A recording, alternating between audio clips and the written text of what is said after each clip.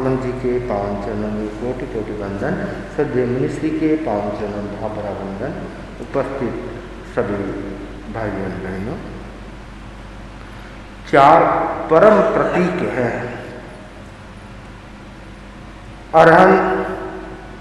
अर्हता का प्रतीक है। नमो अर्हंताणम बोलते हैं, अर्हतों का ध्यान करते हैं, अर्हतों का स्मरण करते हैं।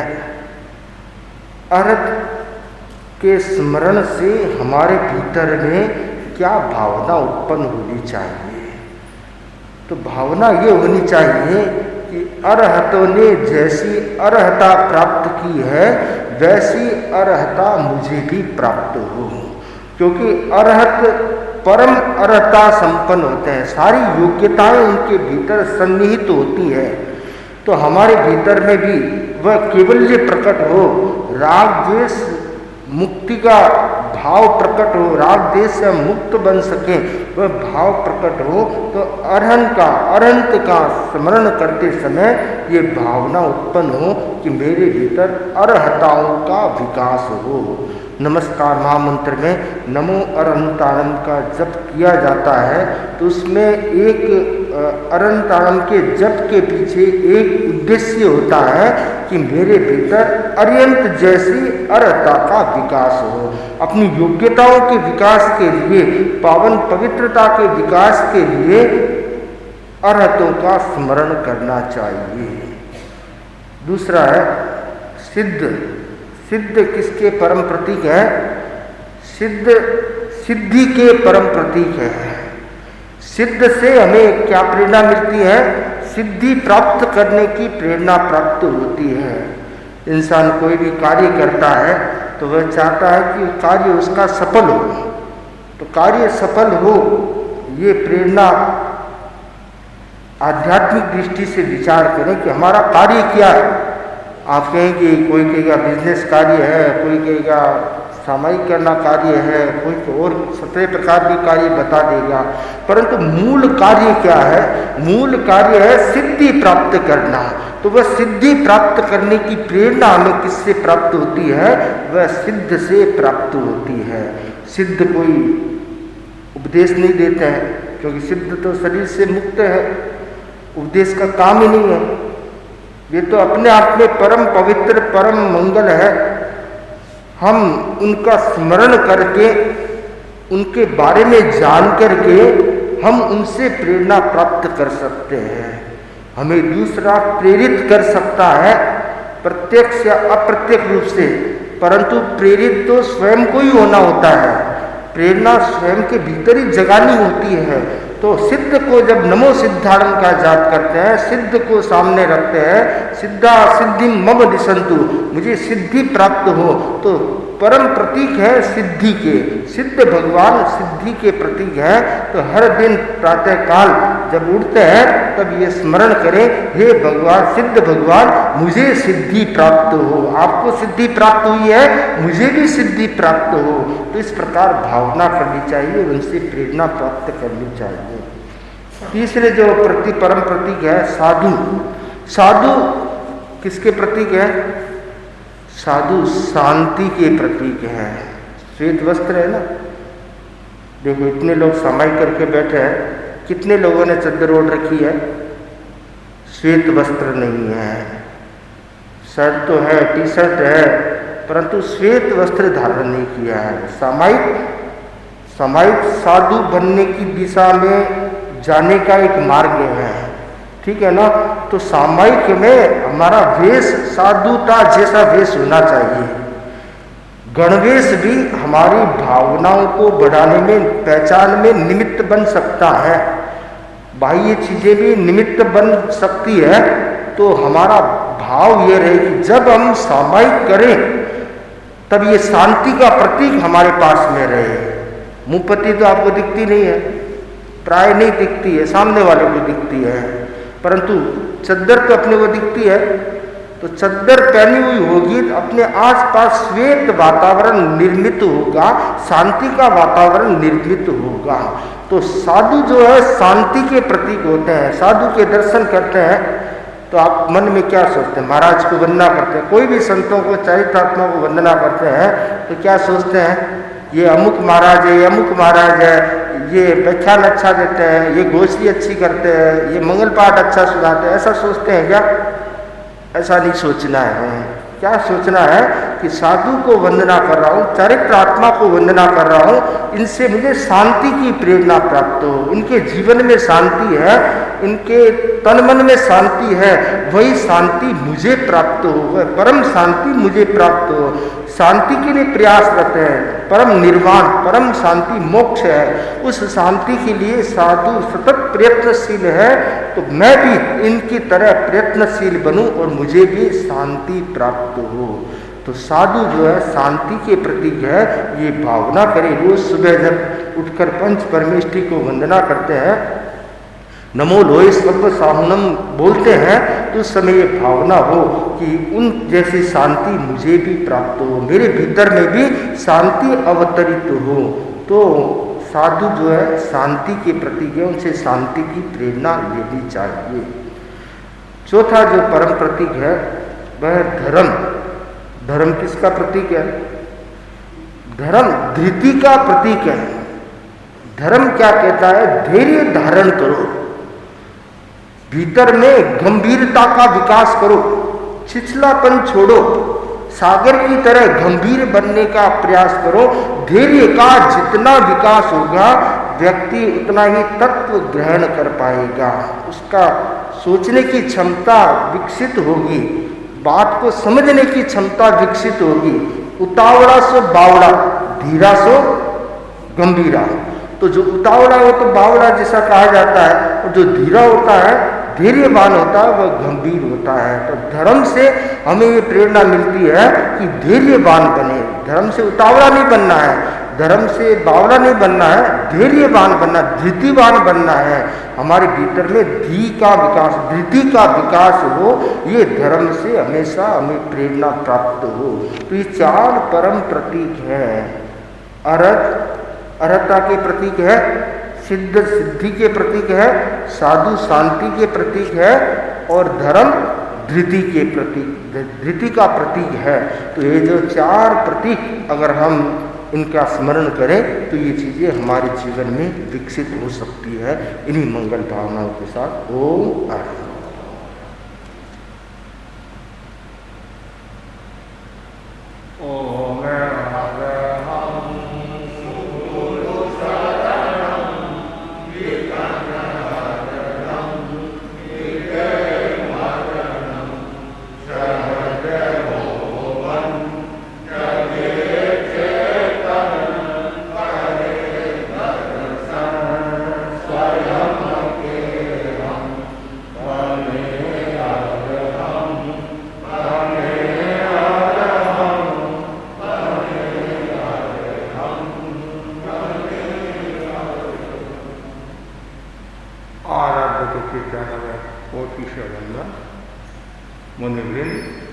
उपास के धार्मिक प्रेमी भाइयों बहनों, गणधर गौतम ने भगवान महावीर से प्रश्न किया, बनते किन कारणों से जीव अशुभ दीर्घ आयु का बंधन करता है? भगवान महावीर ने कहा, गौतम, तीन कारणों से जीव अशुभ दीर्घ आयु का बंधन करता है। फिर प्रश्न किया, बनते हुए तीन कारण कौन कौन से हैं? तो भगवान ने कहा, जीव हिंसा से, असत्य बोलने से और साधुओं को अशुद्ध आहार देने से अशुभ दीर्घ आयुष्य का बंधन करता है। फिर प्रश्न किया, शुभ आयुष्य का, शुभ दीर्घ आयुष्य का बंधन कैसे होता है? तो भगवान ने कहा, गौतम, जो जीव हिंसा नहीं करता है, जो झूठ नहीं बोलता है और साधुओं का मान सम्मान करता है, सत्कार करता है, निंदा नहीं करता है, वह शुभ दीर्घ आयुष्य को प्राप्त होता है। तो 3 बातें हैं, अशुभ में जीव हिंसा, असत्य और अशुद्ध आहार पानी देना। भगवान महावीर से प्रश्न किया गया, भंते हिंसा क्या है? तो भगवान ने कहा, मन वचन काया से जो दुष्कृत प्रवृत्ति करता है वह हिंसा। मन से भी हिंसा होती है, वचन से भी हिंसा होती है, काया से भी हिंसा होती है। प्रशंसन राजर्षि का उदाहरण हमारे सामने है। मन से हिंसा की। तंदुल मत्स्य का उदाहरण हमारे सामने है। मन से हिंसा। वचन से हिंसा भी गोशाला जी का उदाहरण दे सकते हैं। और काया से हिंसा अर्जुन माली का उदाहरण दे सकते हैं। अर्जुन माली रोजाना 6 पुरुष और 1 स्त्री 7 व्यक्तियों को रोजाना मारता था। और यह क्रम 1, 2, 3 दिन नहीं, 5 महीना और 13 दिन तक यह क्रम चला। और तीसरा जो बताया है असत्य, दूसरा असत्य। असत्य के कारण भी अशुभ दीर्घ आयुष्य का बंधन करता है। असत्य बोलने के 4 कारण हैं। क्रोध, लोभ, भय, हास्य के वशीभूत होकर असत्य बोलता है। दूसरा और भी कारण बताया है, राग, द्वेष, मोह के कारण जो असत्य बोलता है वह व्यक्ति अशुभ दीर्घ आयुष्य का बंधन करता है। और तीसरा जो बताया गया है वह है शुद्ध साधु की निंदा, हिंसा, गरा एवं अपमान करने से तथा उन्हें देश बुद्धि से अमनोज्ञ दुखकारी आहार आदि देने से। मन में द्वेष भावना रखता है, निंदा करता है, अपमान करता है, इंसल्ट करता है और नाक्षरी ब्राह्मणी की तरह जो द्वेष भावना के कारण दान दिया अपने आप को बचाने के लिए, अब परिणाम क्या आया, वो मरकर नरक में गई। नरक में गई। तो इसलिए ज्ञानी जन कहते हैं ऐसा कभी कार्य नहीं करना चाहिए, हमेशा अच्छा कार्य करना चाहिए और शुभ दीर्घ आयुष्य का बंधन करना है और उच्च गति को प्राप्त करना है। तो हर पल हर क्षण अहिंसा की साधना करनी होगी। प्राणी मात्र के प्रति संयम रखना ही अहिंसा है। पक्षी का है, अप का है, तेजस का है, वायु का है, वनस्पति का है, तस का है। इन छठ जीवनी का है कि कभी भी हिंसा करना नहीं, कराना नहीं और अनुमोदन नहीं करना। पूर्ण रूप से हिंसा का त्याग साधु ही करते हैं। गृहस्थ के लिए असंभव प्रतीत होता है, फिर भी कुछ श्रावक ऐसे होते हैं जो ज़्यादा से ज़्यादा अहिंसा की साधना करते हैं और हिंसा से दूर रहने की कोशिश करते हैं। रूपचंद जी सेठिया का उदाहरण हम दे सकते हैं। उन्होंने बहुत बड़ी हवेली बनाई और हवेली में पानी जो काम में लिया जाता था वो पानी छानकर काम में लेते थे। तो किसी ने व्यंग में कह दिया, इतना बड़ा तो पाप करे हो और पानी छानकर काम में ले रहे हो। रूपचंद जी ने, सेठिया ने बहुत सुंदर बात की, ये तो मेरी आवश्यकता है, हवेली बनाना मेरी आवश्यकता है और तो पानी जो छानकर तो मैं जितनी हिंसा से बच सकूं उतनी तो मैं कोशिश करूं, अनावश्यक मैं हिंसा क्यों करूं। और हिंसा करते समय भी मन में वो भावना रहनी चाहिए, मुझे हिंसा करनी पड़ रही है। जैसे महात्मा गांधी ने कहा था नहीं, वृक्ष से 4 पत्ती भी तोड़ना है तो वृक्ष से माफी मांगकर तोड़ना चाहिए, मुझे ये आवश्यकता है इसलिए मैं ले रहा हूँ। तो बहुत जरूरी है 6 जीवनी काय की हिंसा से बचना चाहिए और जो 6 जीवनी काय की हिंसा से बचता है वही पर्यावरण को सुरक्षित रखता है। पर्यावरण की सुरक्षा जितनी जैन साधु करते हैं उतना दूसरा कोई नहीं करता है, कोई नहीं करता है। क्यों? जैन साधु न तो पत्रिकाएँ की जीवों की विराधना करता है, न पानी की विराधना, न तेजस की, न अग्नि की, न वायु की, न वनस्पति, न रस की। और कहीं विराधना हो जाए तो मन में पश्चाताप होता है, मन में ग्लानि का भाव होता है और प्रायश्चित लेकर शुद्ध होते हैं। मगवाग्नि हमारे जो 5 आचार्य हुए, हरियाली के ऊपर पैर आ जाता उनकी आत्मा प्रकंपित हो जाते थे। तो हर समय मन में अहिंसा का भाव, जो अहिंसा का भाव रखता है, मन से, वचन से, काया से कोई भी प्रकार की हिंसा नहीं करता है और सब जीवों को अपनी आत्मा के समान समझता है। आए तुले प्रयासु, इतना महत्वपूर्ण सूत्र बताया गया है। इस प्रकार अहिंसा की साधना करने वाला जीव शुभ दीर्घ आयुष्य को प्राप्त होता है। दूसरा, जो सत्य की साधना करता है और प्राण चले जाए, मुझे झूठ नहीं बोलना है, सत्यम भयम, सत्य ही भगवान है और सत्य ही लोक में सारभूत है। हम मितानी मुनि का उदाहरण दे सकते हैं, राजा हरिश्चंद्र का उदाहरण दे सकते हैं, जिन्होंने सत्य की साधना की। और जो सत्य की साधना करता है वो शुभ दीर्घ आयुष्य को प्राप्त होता है। और तीसरा, जो शुद्ध साधनों को वंदना करता है, नमस्कार करता है, उनकी अवहेलना नहीं करता है, निंदा नहीं करता है और शुद्ध आहार पानी देता है, वह उत्कृष्ट में 26 से देवलोक का आयुष्य भी बांध सकता है, 33 सागर की स्थिति वाला।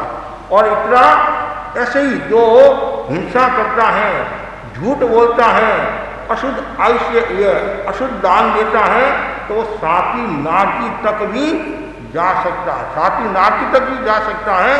और शुद्ध साधुओं को शुद्ध दान पानी देता है और तो वो गति की अपेक्षा से 26 से देवलोक तक जा सकता है। और यहाँ तक कि जो शुद्ध साधुओं को शुद्ध दान देता है, तीर्थंकर नाम गोत्र का भी बंधन कर सकता है, उपार्जन कर सकता है। द्रोणाचार्य के शासनकाल में 3 श्रावकों ने तीर्थंकर नाम गोत्र का जो बंधन किया, उनमें एक श्रावक दान के कारण, सुपात्र दान के कारण, कौन थे? ताराचंद जी ढिल्लीवाल, चित्तौड़ के थे। जब वो द्रोणाचार्य की सेवा में जाते थे, पूरा लवाजमा साथ में लेकर जाते थे, गाय आदि साथ में लेकर जाते थे। एक बार वो द्रोणाचार्य की सेवा में विदासर गए और वहाँ थोड़ी सी अनुकूलता नहीं थी और जैसे गाय को जैसे बाड़ा में बांधते हैं तो वैसी ताराचंद जी को जगह दे दी। ऐसी जगह दे दी तो अनुकूलता नहीं होने के कारण द्रोणाचार्य को निवेदन किया मंगल पाठ सुनाना। क्या हुआ? क्या अनुकूलता नहीं है? तो फिर द्रोणाचार्य ने हमारी साधु की मर्यादा जो है श्रावकों को बताया होगा, तो फिर व्यवस्था हुई। तो मतलब ताराचंद जी ढिल्लीवाल इतने नामी श्रावक थे और संघ की सेवा करने वाले थे। तो दान का बहुत बड़ा महत्व, दान में भी सुपात्र दान। दान 2 प्रकार का है, एक लौकिक दान, एक लोकोत्तर दान, एक संसार का दान, एक आत्मा का दान। और तत्व की भाषा में खानांग सूत्र में दान के 10 प्रकार बताए हैं और उनमें 9 दान और धर्म से संबंध रखने वाले हैं, संसार से संबंध रखने वाले हैं, और एक दान है वो आत्मा से संबंध रखने वाला है, तो धर्म दान है वो। और धर्म दान के 3 भेद है, अभय दान, ज्ञान दान और संयति दान। पहला है अभय दान। अभय दान से क्या तात्पर्य है? सब जीवों को अभय देना, किसी को भयभीत नहीं करना, डराना नहीं और उनकी दिशा दशा आदि नहीं बदलना। अभय दान की साधना बहुत ऊंची साधना होती है और सूत्रकृतम सूत्र में भी बताया गया है, दानान श्रेष्ठं अभयत पयाणु। दुनिया में जितने दान हैं उन सब दानों में श्रेष्ठ दान कौन सा है? अभय दान है। और अभय दान की साधना एकमात्र साधु ही पूर्ण रूप से कर सकते हैं। कोई बता सकता है अभय दान की साधना किसने की? राजा संयति। राजा संयति ने, जब वो राजा थे, उनसे हिंसा होगी तब गुरु ने उनको उपदेश दिया कि तो जीव हिंसा छोड़ दे, सब जीवों को अभय दान दे दे। तो फिर राजा सहती ने दीक्षा स्वीकार की, तो अभय दान हो गया। जो दीक्षा ले लेता तो वो अभय दान दे देता, और जो दीक्षा नहीं लेता है तो सब जीव आप से भयभीत रहते हैं। आप से भयभीत रहते कब वार कर ले, कब चाकू चला दे, कब कुछ हो जाए, जैसे हरियाली है तो वो भी भयभीत रहते हैं। क्यों? कब हमारे को काट दे, ये कर ले, वो कर ले। और जो साधु है वो संपूर्ण रूप से अभय दान की साधना करने वाले होते हैं।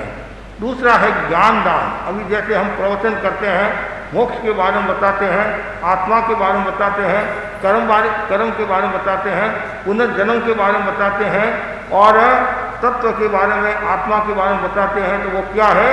ज्ञान दान हो गया। ऐसे लौकिक ज्ञान भी होता है, लोकोत्तर ज्ञान भी होता है। आप किसी को व्यवसाय के बारे में बताते हैं, किसी को रसोई के बारे में बताते हैं, पढ़ाई के बारे में बताते हैं, वो भी दान है, लेकिन वो दान है लौकिक दान है, लौकिक है। और लोकोत्तर दान कौन सा? मोक्ष के बारे में बताना ज्ञान, जैसे तत्व के बारे में, द्रव्य के बारे में, 9 तत्वों के बारे में, 6 काय के बारे में, कर्म के बारे में बताना, और इससे आत्मा शुद्ध होती है, तो वो क्या है? ज्ञान दान हो गया। और ज्ञान दान देने की हमेशा मन में भावना रहनी चाहिए।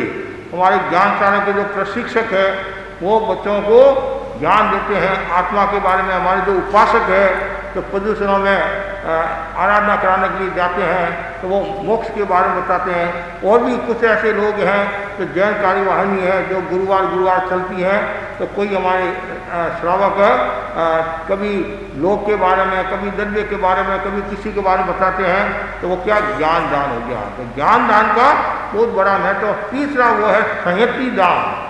संयति दान, देखो अभय दान श्रावक देने में सक्षम नहीं है, पूर्ण सक्षम नहीं है, और ज्ञान दान फिर भी दे सकता है, और संयति दान तो और मुश्किल है। और मुश्किल कारण क्या? ज्ञान दान तो ठीक है, साधु संत नहीं पदार्थ हैं, तो गांव का कोई मुखिया होता है, जानकार होता है, तो वो दे देता है। तो आज भी ऐसे ऐसे क्षेत्र भारत में मिल जाएंगे कि जहाँ साधु संतों का पदार्पण नहीं हुआ। हमारे वहाँ जैन श्रावक रहते हैं, तेरापंथी श्रावक रहते हैं, उन्होंने कभी भी उस गांव में सुपात्र दान देने का सौभाग्य प्राप्त नहीं हुआ। अरे कलकत्ता में भी आप ले लो, कोई ऐसे एक घर मिल जाएंगे तो जहाँ कभी साधु संतों का विशेष पदार्पण नहीं होता है। एक बार हमारे को बताया गया, भाई बोली 52 या 53 वर्षों से मेरा व्रत मिल जा। कितना? 52 या 53 वर्षों से मेरा व्रत मिल जा। बहुत बड़ी बात है। पर शुद्ध साधु को दान देना, सुपात्र दान देना। एक कुपात्र होता है, एक सुपात्र दान होता है।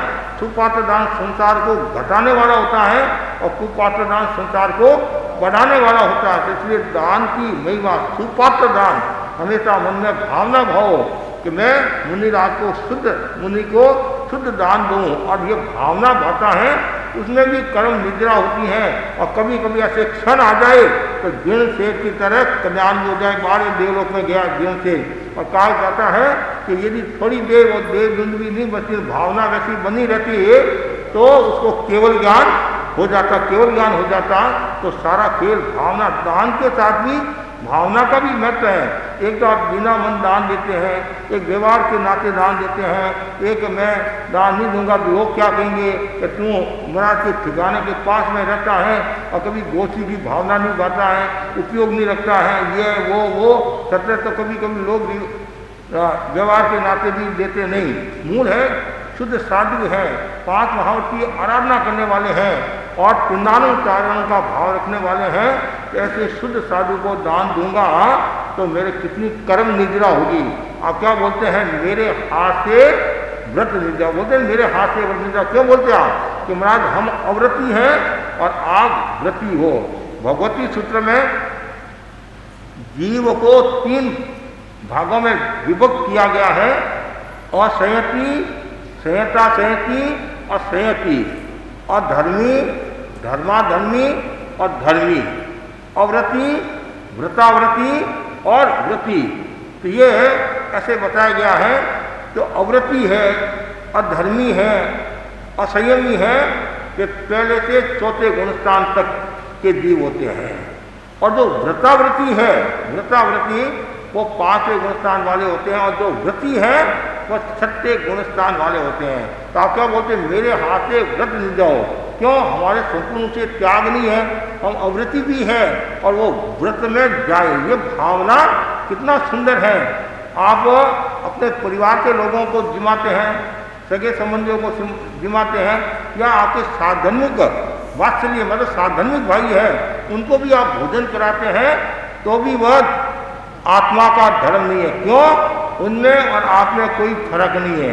वो भी 5वें गुणस्थान वाले हैं और ये भी 5वें गुणस्थान वाले हैं, और आप में हमारे में फर्क है। क्या फर्क है कि श्रावक 5वें गुणस्थान वाले हैं और साधु 6ठे गुणस्थान वाले होते हैं, और पूर्ण व्रती होते हैं, संपूर्ण पापकारी का त्याग करने वाले होते हैं। इसलिए उस दान का मूल्य होता है, और सुपात्र दान का बहुत बड़ा मूल्य होता है। वे जी भाग्यशाली हैं जो सुपात्र दान देते हैं। और इस अवसरपणी काल में सर्वप्रथम दान देने का सौभाग्य किसको प्राप्त हुआ? श्रेयांश कुमार को। ओते श्रेयांश हाथ पारण कियो ना, ओते श्रेयांश हाथ पारण कियो ना, 100 रे धार प्यारो लागे, 100 रे धार प्यारो लागे, आदेश रो। लेकिन दान भी हर कोई दे नहीं सकता है। कभी कभी दान देते हैं, देते देते धार पतली पड़ जाती है। हमारे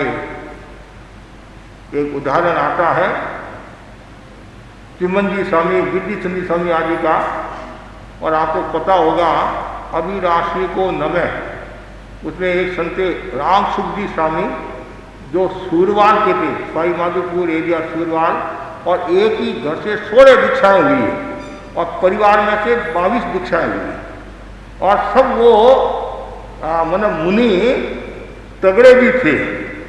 ऐसा कहा जाता, मुनि विद्य चंदी स्वामी जब भोजन करते थे तो पेट पर पाती रखकर भोजन करते थे, इतना बड़ा पेट था उनका। और ये भुजा भी 25 इंच की होगी शायद, 25 इंच की, और ये 45 या 55 इंच का था ये जंगा का भाग। और वो बड़े तगड़े थे, चिमनजी स्वामी भी तगड़े थे, और वो खाने में होशियार थे, तो तपस्या में भी होशियार, तपस्या में होशियार थे। तो एक बार की बात है, वो चूरू पधारे। चूरू में हमारे अनेक 25 श्रावक हुए हैं, उनमें एक श्रावक थे गुरुमुख राज जी कोठारी। गुरुमुख राज जी उन्होंने गोश्री की भावना, भाई महाराज कल आप विहार करो, मेरा रास्ता में है, मतलब श्रावकों का जैसी सुविधा, साधुओं ने कहा जैसी सुविधा होगी, तो निश्चित तो साधु बोलते नहीं है, कभी कभी आप इन बार थोड़ा इशारा तो कर लो हमारे को, आप किधर गोची जाओगे, यहाँ इशारा कर लो, नहीं तो क्या नवीन जी को बता देना, नवीन जी को बता देना, या अनिल जी को बता दो कि हम उधर जाने वाले हैं। नहीं, साधु तो किधर भी चले जाते हैं, जैसी सुविधा होती है। और कभी कभी आपको पता चल गया महाराज इधर आ रहे हैं, किसी ने फोन कर दिया तो महाराज इधर चले जाते हैं, इधर चले जाते हैं। तो इसलिए संतों का जैसी सुविधा होगी, संत पधारे, भावना थी। और उलट भावना के साथ में गहरा रहे हैं, और उलट भावना के साथ ले रहे हैं, दोनों है। और गहरा से क्या होता है, श्रावक जी की धार पतली पड़ गई। क्या पड़ गई? धार। जैसी धार पतली पड़ी, संतों ने कहा बस श्रावक जी, हमारा नियम है, आचार्य भिक्षु ने कहा था, दातार की भावना देखे तो चतुर, नहीं देखे तो मूर्ख। क्यों? दातार की भावना देखकर चीज लेना चाहिए। जो चीज तुम्हारे को पसंद है वो चीज श्रावकों को भी तो पसंद है। एक दिन तो ठीक है, और यदि रोजाना ऐसा करने लग जाएंगे तो धीरे धीरे आस्था अनास्था में परिणत हो सकती है। साधु ही भक्ति बढ़ाने वाले हैं, साधु ही भक्ति घटाने वाले हैं। इसलिए साधुओं को बहुत विवेक रखना पड़ता है गोष्ठी में, और थोड़ी सी भी किंतु परंतु हो जाती है तो कभी कभी मुश्किल भी हो जाती है। तो मुनियार ने कहा बस गोती गली पात्र उठाए और साथ में संतों ने कहा श्रावक जी गांव बाहर तक सेवा भी करो तो मना ही नहीं है, मना ही नहीं। हमारी परंपरा रही है कि संत पधारते हैं तो ही पहुंचाने के लिए और जाते हैं तो भी पहुंचाने के लिए, मतलब वेलकम करते ना, स्वागत भी करते हैं और विदाई भी देते हैं। गांव बाहर पधार के और श्रावक जी को कहा थोड़ी देर आप रुक सकते हो, मतलब सेवा कर सकते हो और हम थोड़ा आहार पानी कर लें। और आहार पानी करके आए और श्रावक जी को मंगल पाठ सुनाने लगे। इससे पहले श्रावक बोले महाराज आज तो आपको तकलीफ हुई होगी, मैंने ज़्यादा गहरा दिया, तकलीफ हुई होगी आपको। तो संतों ने कहा अभी तो नाश्ता हुआ है, आहार पानी तो अगले गांव में करेंगे। तो महाराज कृपा कराते। अरे भाई मैं तो कृपा कराने के लिए आया, तुम्हारी धार पतली पड़ी, उसका मैं क्या करूं? महाराज मैंने सोचा आपको तकलीफ नहीं हो तो उसकी तू क्यों चिंता करता है, वो तो लेने वाला चिंता करेगा। तो बहुत पश्चाताप हुआ। तो साधुओं की खुराक को हर किसी को पता भी नहीं चलता है, पता भी नहीं चलता है। हमारे ऐसे ऐसे संत ये 2-2 शेर घी पी लेते थे।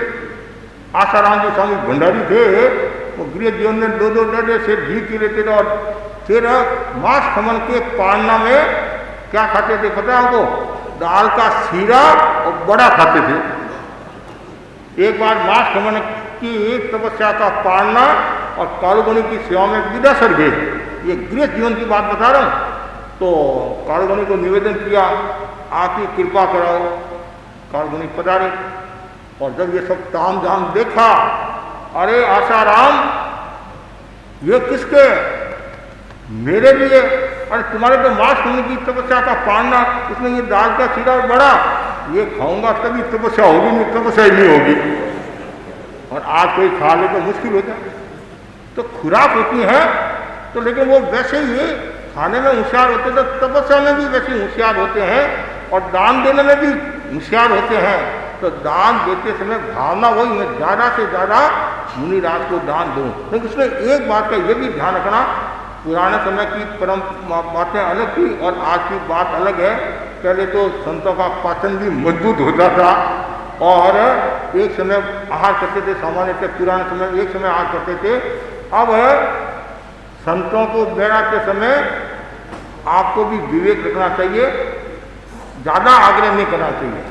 ये ज़्यादा डालने की, आज भी कोई श्राव करते हैं, ज़्यादा डाल देते हैं, इधर पाती रखते तो पीछे से डाल देते हैं, पीछे से डाल देते हैं। ठीक है, उनकी भावना है, फिर भी विवेक रखना चाहिए ताकि संतों को तकलीफ न हो और आप सब चीज़ की भावना भालो। और फिर मेरा कोई कमी मत रखना, आप कृपा करो। तो जो सुपात्र दान के बारे में मैं बता रहा था, तो शुद्ध साधुओं को जो दान देता है वो शुभ दीर्घ आयुष्य को प्राप्त होता है। ऐसी वंदना करता है, नमस्कार करता है, विधिवत वंदना करता है, भाव वंदना करता है, भाव नमस्कार। वंदामी और नमस्कामी में क्या अंतर है? वंदामी और नमस्कामी में क्या अंतर है?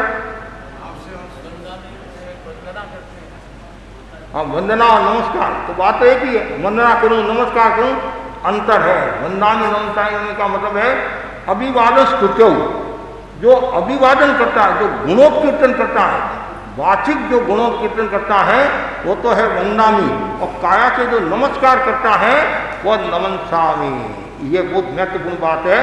नमस्कार कायिक प्रवृत्ति है और वंदामी गुणोस्तुति क्या है?